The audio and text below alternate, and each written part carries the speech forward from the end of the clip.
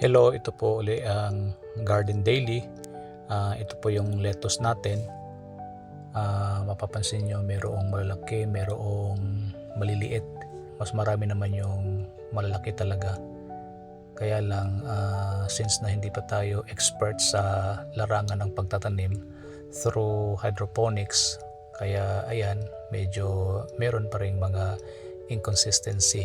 Anyway, ang Garden Daily po ay open sa mga suggestions ninyo, lalong-lalo na sa mga experts kasi novice pa tayo sa larangan na ito at gusto ko pa rin po matuto ng karagdagan mula sa mga suggestions at opinions, directions ng mga expert, mga enthusiast sa larangan ng pagtatanim ng lettuce through hydroponics. Kaya i-excite po ako sa kung sino man po ang makapag-inform sa akin sa mga seminars na kinakandak ninyo.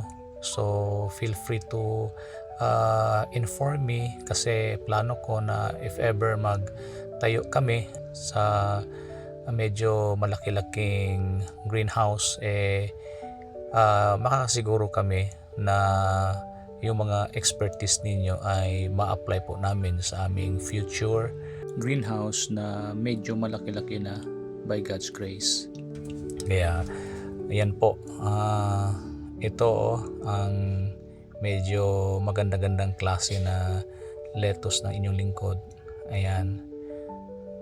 Marami-rami rin akong napapanood ng mga vlog, especially ng mga Indonesians or mga countries na mga nagtatanim ng mga lettuce, pero iba talaga kapag nakapag-seminar ng ganito. Kaya sana naman ay mapansin po ninyo inyong lingkod.